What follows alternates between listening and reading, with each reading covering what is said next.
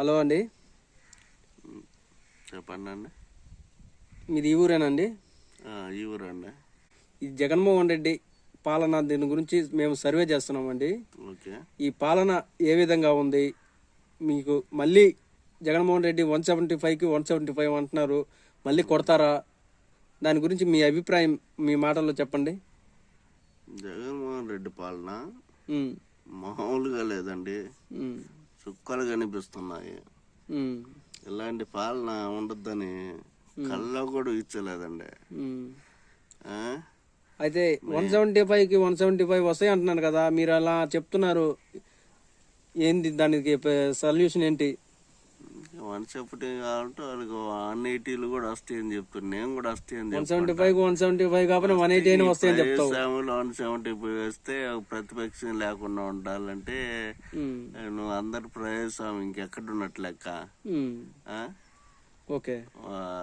గొంతు స్వేచ్ఛగా మాట్లాడే అధికారం లేనప్పుడు ఒక సామాన్యుడికి, ఇంక ప్రతిపక్ష నాయకులు లేనప్పుడు ఇంకా ప్రజాస్వామ్యం ఎక్కడున్నట్లు లెక్క.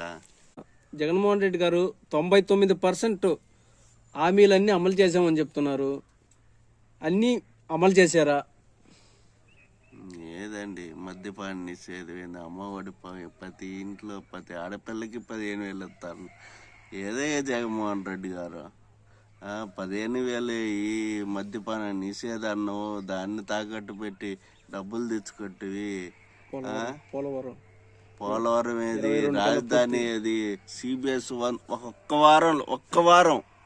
వారం రోజులు అదెంత అయిపోద్దండి. ఏడమోహన్ రెడ్డి ఏంది ఇది? 5 సంవత్సరాలైనా ప్రతి సంవత్సరం జనవరి 1 జాబ్ క్యాలెండర్ అంటే ఏది రెడ్డి?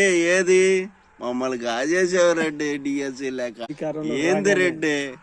అప్పుడు ఒక మాట తప్ప అంటుంటే ఏది మాట, ఏది నిజం, విశ్వనీయత?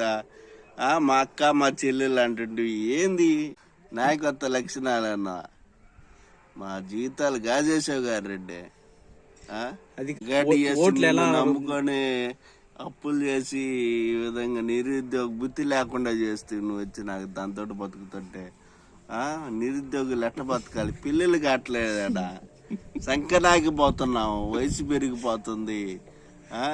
కానిస్టేబుల్ సచివాలయం 16,000 అన్నావు, అయ్యి లేవు. కానిస్టేబుల్ అన్నావు, అది కూడా వాయిదా పడ్డి.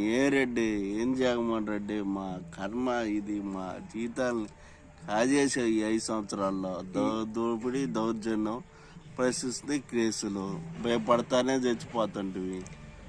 ఏంది ఈ 5 సంవత్సరాలు? అధికారంలో రాగానే డిఎస్సి వేస్తామన్నారు. మీ డిఎస్సి లాస్ట్ 2 నెలల ముందు వేసారు కదా, మీరు దాని గురించి ఏమనుకుంటున్నారు? అనుకునేది మాది రెడ్డి గారి ఎటు పోవాలంటే అటు పోద్ది. మా రెడ్డి గారి రాజ్యాంగంలో మా రెడ్డి గారు చెప్పింది నడుచుకోవాలి. న్యాయస్థానాలు కూడా అది పిల్లలకి చదువుకోవడానికి కూడా టైం ఇవ్వలేదు అంటున్నారు. అది ఎంతవరకు నిజం? కడుపుకు దండ డిఎస్సీ 45 రోజుల్లో పెడతాడు, 2 నెలల్లో పెడతాడు. నీ ఇష్ట ప్రకారం నీకు ఎప్పుడు ఇష్టం ఉన్నప్పుడు 4 రోజులే పెట్టి ఇదే డిఎస్సి నేను ఏడ చూడలేదయ్యా. ఇది రాజ్యాంగం లేదయ్యా. అది కాదు, గ్రూప్ 1 సచివాలయం జాబులు అమ్ముకున్నాడు. నిరుద్యోగులను కూడా ఈ విధంగా నాశనం చేసి డబ్బులు అమ్ముకున్నా అంటే ఎంత వేస్ట్ గా ఉన్నారు. ఏంది అసలు? ఈ మంత్రులు ఏంది, వ్యవహారం ఏంది, కథ ఏంది? అసలు చదువుకున్నాడు కూడా ఈ విధంగా అన్యాయం చేసి పోస్టులు అమ్ముకున్నా అంటే ఇంతకంటే దౌర్భాగ్యం ప్రజాస్వామ్యంలో ఇంకేమన్నా ఉందా? ఇంకెలా బతకాలి నిరుద్యోగి? ఉచిత పథకం సరే. ఇప్పుడు జగన్మోహన్ రెడ్డి గారు ప్రతి కుటుంబానికి ఇంత వేసాము, అంత అమౌంట్ వేసామని చెప్తున్నారు కదా, మీకు ఆ అమౌంట్ అందిందా? మీ అభిప్రాయం ఏంది దాని గురించి? ఎవడికి కావాలి నీ డబ్బులు? మాకు కాళ్ళు లేవా, చేతులు లేవా? మాకు ఏదో ఒక ఉపాధి చూపిస్తే మేము బతుకుతాం. ఈరోజు వేస్తావు, రేపు ఏం లేనప్పుడు అప్పులు దెంకొచ్చి ఏడాడ తాకట్టు పెట్టొచ్చి అన్ని దెంకొచ్చి ఇస్తావు. రేపు అవి లేన పని ఎవడు చేస్తాడు? అలవాటు పడినోడు సోమరితనంగా బతకాలి. ఓకే.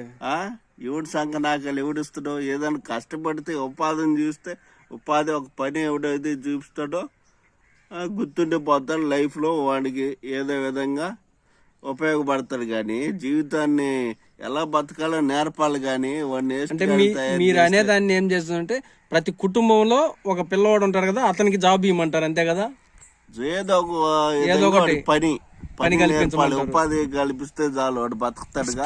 స్కిల్ డెవలప్మెంట్ స్కిల్ వాళ్ళకి శిక్షణ వాళ్ళకి జీవనోపాధి చూపిస్తే ఈ ఉచిత చాలు. పథకాలన్నీ ఇవ్వలేదు కదా అంటారు, అంతే అంతే కదా? సార్. Okay sir.